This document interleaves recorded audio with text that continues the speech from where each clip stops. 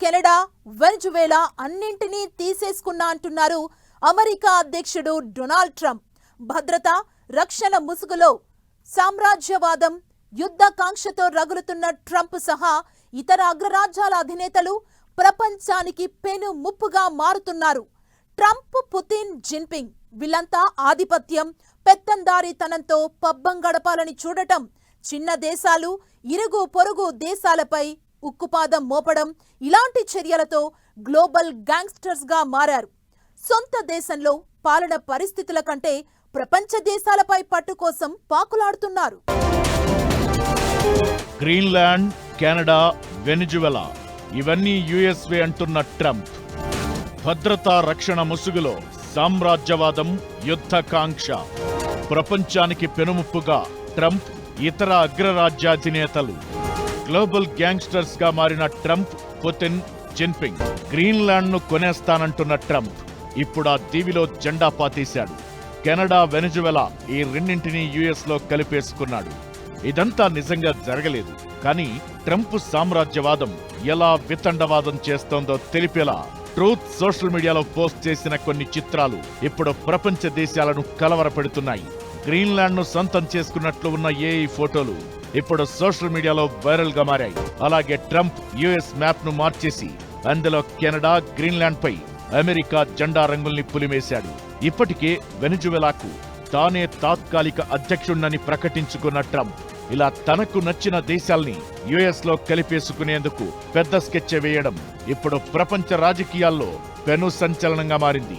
ఇంతకీ ఈ సామ్రాజ్యవాద యుద్ధకాంక్ష దేనికి సంకేతం? పైకి దేశ భద్రతా రక్షణ అనే ముసుగు, ఆ పేరుతో అన్ని దేశాలపై నియంతృత్వ ధోరణి, సామ్రాజ్యవాద కాంక్ష, యుద్ధోన్మాదం. పెద్దన్నల పేరుతో పెత్తనం చేస్తున్న అగ్రదేశాలన్నీ అవలంబిస్తున్న విధానం ఇదే. అగ్రరాజ్యాధినేతలు తమ వ్యక్తిగత జాతీయవాద ప్రయోజనాల కోసం అంతర్జాతీయ నిబంధనల్ని తుంగలో తొక్కేస్తున్నారు. దీంతో వీళ్ల విధానాన్ని గ్లోబల్ గ్యాంగ్స్టరిజంగా అభివర్ణిస్తున్నారు. అమెరికా ప్రెసిడెంట్ ట్రంప్, రష్యా అధ్యక్షుడు పుతిన్, చైనా అధ్యక్షుడు జిన్పింగ్ ఈ ముగ్గురు నేతలు అవలంబిస్తున్న విధానాలు ప్రపంచ దేశాల్లో భౌగోళిక, రాజకీయ, ఆర్థిక, సామాజిక అస్థిరతలకు, తీవ్ర ఉద్రిక్త పరిస్థితులకు కారణమవుతున్నాయి. ఈ ఆధిపత్య ధోరణి రేస్లో డొనాల్డ్ ట్రంప్ ముందు వరుసలో ఉన్నాడు. రెండోసారి అధికార పగ్గాలు చేపట్టింది మొదలు ట్రంప్ తీసుకుంటున్న నిర్ణయాలు, చేస్తున్న ప్రకటనలు, వెళుతున్న పోకడలే ఇందుకు నిలువెత్తు నిదర్శనం. America great again, America first అంటూ ట్రంప్ అధికార పీఠాన్ని ఎక్కింది మొదలు ప్రతిదీ ప్రపంచ దేశాలను కలవరపెట్టే, ఇరుకున పెట్టే నిర్ణయమే తీసుకుంటూ వచ్చాడు. డ్రగ్స్, అక్రమ వలసలకు కట్టడి అంటూ మెక్సికో, కెనడా, వెనిజువెలా లాంటి దేశాలపై కత్తిగట్టాడు. కెనడా, మెక్సికోలపై భారీగా సుంకాల మోత మోగించాడు. వెనిజువెలాను డ్రగ్స్ అడ్డాగా మార్చారంటూ మదురోను అరెస్టు చేశాడు. ఆ వెంటనే వెనిజువెలాకు తాత్కాలిక అధ్యక్షుణ్ణని ప్రకటించాడు. ఇప్పుడు తన దేశ రక్షణకు, భద్రతకు అవసరమన్న వాదంతో గ్రీన్లాండ్ ను గుప్పెట్లోకి తీసుకునేందుకు చేయాల్సిన కుట్రలన్నీ చేస్తున్నాడన్నది రాజకీయ విశ్లేషకులు చెబుతున్న మాట. ప్రపంచమంతా చూసేది ఏంటంటే పెద్ద మార్పు. రెండో ప్రపంచ యుద్ధం అవ్వాక నాటో అని, యూరోపియన్ యూనియన్ అని ఆ సంవత్సరాన్ని వచ్చి అమెరికా, కెనడా అందరూ కలిసి రష్యా, మిగతా దేశాలు ఎవరైతే వ్యతిరేకంగా ఉన్నారో వాళ్ళకి వ్యతిరేకంగా యూనిఫామ్ చేసి నడుస్తామంటే డొనాల్డ్ ట్రంప్ రెండోసారి అమెరికన్ ప్రెసిడెంట్ అవ్వాక 2025లో అప్పుడు నుంచి ఆయన కొత్త పాలసీ తీసుకున్నారు. ఆయన అసలు ఉద్దేశం ఏంటంటే ఇది లాస్ట్ టర్మ్, సమయం అయిపోతుంది, నేను ఒక పెద్ద చరిత్రలో పెద్ద ప్రెసిడెంట్గా వెళ్ళాలని చేసే పనులు. రష్యా, యుక్రెయిన్ యుద్ధంలో వేలు పెట్టిన ట్రంప్ తన మధ్యవర్తిత్వంతో యుద్ధాన్ని ఆపేస్తానన్నాడు. కానీ అది జరగడం లేదు. ఇజ్రాయెల్, పాలస్తీనా యుద్ధంలోనూ అమెరికా జోక్యం చేసుకుంది. ఈ రెండు యుద్ధాలతోనే చాలా వరకు ఆయుధాలను విక్రయించి తమ దేశానికి కావాల్సినన్ని ఆర్థిక వనరుల్ని సమకూర్చుకుంది. ఇప్పుడు ఇరాన్ పైన ఇదే తరహా దాడులకు ప్లాన్ చేస్తోంది. యుద్ధ వాతావరణాన్ని సృష్టించడం, ఆ ముసుగులో ఆయా దేశాలను తమ చెప్పు చేతుల్లో పెట్టుకుని ఆయుధాలను విక్రయించడం, దీన్ని అమెరికా బిజినెస్ లా చూస్తోంది. కానీ ఈ పరిణామాలతో ప్రపంచవ్యాప్తంగా ఆర్థిక వ్యవస్థలు తీవ్ర ఒడిదుడుకులకు లోనవుతున్న విషయాన్ని ట్రంప్ అస్సలు పట్టించుకోవడం లేదు. పైగా మాట వినకుంటే డబుల్, ట్రిపుల్ టారిఫ్స్ అంటూ ఆయా దేశాల్ని భయపెడుతున్నాడు. ఐక్యరాజ్య సమితి సూచనల్ని పెడచెవిన పెట్టి గాజా శాంతి మండలి పేరుతో బోర్డ్ ఆఫ్ పీస్ ను తెరపైకి తెచ్చాడు.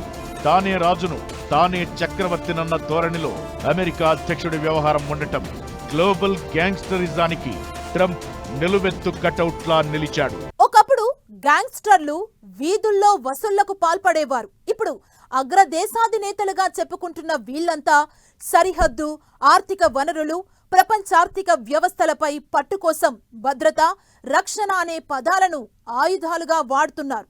రష్యా అధ్యక్షుడు వ్లాదిమిర్ పుతిన్, చైనా అధ్యక్షుడు జిన్పింగ్ కూడా ట్రంప్కు తామేం తక్కువ కాదన్నట్లుగా వ్యవహరిస్తున్నారు. ఇరుగు పొరుగు దేశాలతో సత్సంబంధాలు, మైత్రిని గాలికొదిలేసి చిన్న దేశాలపై ఆధిపత్యం చెలాయించాలన్న ధోరణిలో వెళ్తున్నారు. తమ దేశ భద్రతకు, రక్షణకు ముప్పు అన్న కారణాన్ని చూపి పక్క దేశాలతో గిల్లి గజ్జాలు, యుద్ధాలకు తెరతీస్తున్నారు. యుక్రెయిన్ పశ్చిమ దేశాల సైనిక కూటమి నాటోలో చేరాలని ప్రయత్నించడం రష్యాకు నచ్చలేదు. యుక్రెయిన్ నాటోలో చేరితే అమెరికా, దాని మిత్ర దేశాల క్షిపణులు నేరుగా రష్యా సరిహద్దులోకి వస్తాయని, ఇది తమ దేశ భద్రతకు ముప్పు అనేది పుతిన్ పైకి చెబుతున్న మాట. కానీ అసలు కారణం వేరే ఉంది. పుతిన్ పాలనలో రష్యా పాత సోవియట్ యూనియన్ నాటి వైభవాన్ని సాధించాలని ప్రయత్నిస్తోంది. 1991లో సోవియట్ యూనియన్ విచ్ఛిన్నమైంది. అంతకుముందు యుక్రెయిన్ ఇందులో భాగం.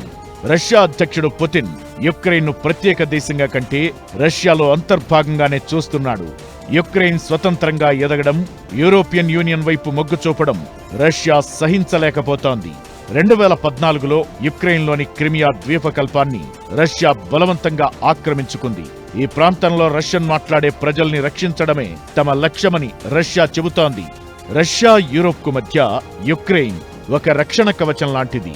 యుక్రెయిన్ పూర్తిగా పశ్చిమ దేశాల చేతుల్లోకి వెళితే రష్యా తన భౌగోళిక ప్రాముఖ్యతను కోల్పోతుందన్న భయంతో 2022 ఫిబ్రవరి నుంచి పుతిన్ 4 ఏళ్లుగా యుక్రెయిన్తో యుద్ధం చేస్తున్నాడు. లక్షలాది మంది మరణించారు, కోట్లాది మంది శరణార్థులయ్యారు. ప్రపంచవ్యాప్తంగా ఆహార, ఇంధన సంక్షోభం తలెత్తింది. అయినా సరే ప్రత్యర్థుల్ని అణచివేయడం, అంతర్జాతీయ చట్టాల్ని లెక్క చేయకపోవడం, సైనిక బలంతో భయపెట్టడం లాంటి చర్యలతో పుతిన్ గ్లోబల్ గ్యాంగ్స్టర్స్ లో ఒకడిగా మారాడు. చైనా అధ్యక్షుడు జిన్పింగ్ కూడా చైనా డ్రీమ్ పేరుతో తన సామ్రాజ్యవాదానికి రెక్కలు తొడిగాడు. 1949లో చైనాలో అంతర్యుద్ధం కారణంగా కమ్యూనిస్టులు విజయం సాధించారు. ఓడిపోయిన నేషనలిస్టు ప్రభుత్వం తైవాన్ ద్వీపానికి పారిపోయి అక్కడ తమ సొంత పాలనను ఏర్పాటు చేసుకుంది. తైవాన్ ఎప్పటికైనా చైనాలో విలీనం కావాల్సిందేనన్న దురహంకార ధోరణిని జిన్పింగ్ ప్రదర్శిస్తున్నాడు. అవసరమైతే యుద్ధంతో తైవాన్ను స్వాధీనం చేసుకుంటామని హెచ్చరిస్తున్నాడు. తైవాన్కు అమెరికా, జపాన్, ఆస్ట్రేలియా, ఇతర యూరోపియన్ దేశాల మద్దతు పుష్కలంగా ఉంది. అమెరికా నేరుగా ఆయుధాల్ని సరఫరా చేస్తోంది. యుద్ధమే వస్తే అమెరికా ఆధిపత్యానికి దిగితే 3వ ప్రపంచ యుద్ధానికి ఈ పరిస్థితులు దారితీయొచ్చు. యూరోప్ మనతో ఎప్పుడు లేదు. 75 సంవత్సరాలు వ్యతిరేకంగా ఉంటాం, లేకపోతే న్యూట్రల్గా ఉంటాం. దానికి ఇప్పుడు అమెరికా వాళ్ళ మీద పడింది కాబట్టి వాళ్ళకి బలహీనం అవ్వేరు, అది భారతదేశానికి మంచిది. ఇంకో రకంగా ఇప్పుడు డొనాల్డ్ ట్రంప్ ఆయన ఈ స్పీడ్తో వెళితే తప్పకుండా చైనాకు మాత్రం ఒక పెద్ద ప్రమాదం. చైనా పవర్ కంట్రోల్ చేస్తాడు, ఆయన చైనాకు వ్యతిరేకం వస్తుంది ఆటోమేటిక్గా.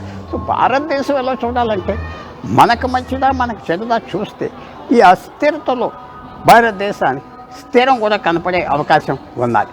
అటు నార్త్ కొరియా, సౌత్ కొరియా మధ్య పచ్చగడ్డి వేస్తే భగ్గుమనే వాతావరణం ఉంది. దీన్ని చైనా తమకు అనుకూలంగా మార్చుకుంటోంది.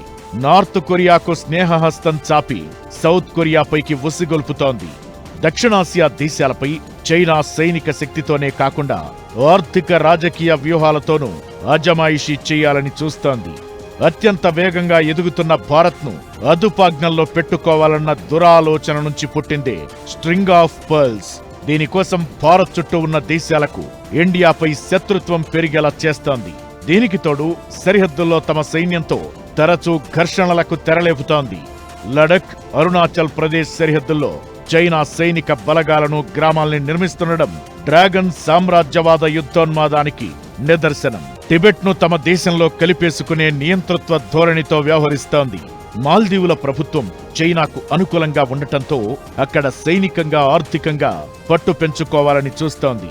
ఇటు నేపాల్, బంగ్లాదేశ్ విషయంలోనూ జిన్పింగ్ తరచూ వేలు పెడుతున్నాడు.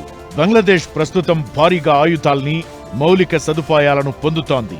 పాకిస్తాన్లో చైనా వేల కోట్ల డాలర్ల పెట్టుబడులు పెట్టింది. చైనా అప్పులు తీర్చలేక శ్రీలంక హంబన్ పోర్ట్ను డ్రాగన్ కు 99 ఏళ్ల లీజుకిచ్చింది. ఇది దక్షిణాసియాలో చైనా వ్యూహాత్మక విజయం. బెల్ట్ అండ్ రోడ్ ఇనిషియేటివ్ ద్వారా చిన్న దేశాలను అప్పుల ఊబిలోకి నెట్టి వారి భూభాగాల్ని స్వాధీనం చేసుకోవడం, అంతర్జాతీయ తీర్పుల్ని కాదని దక్షిణ చైనా సముద్రంపై పట్టు కోసం కృత్రిమ ద్వీపాలను నిర్మించడం, ఇదంతా రక్షణ భద్రత పేరుతో జిన్పింగ్ సాగిస్తున్న విస్తరణవాదమే.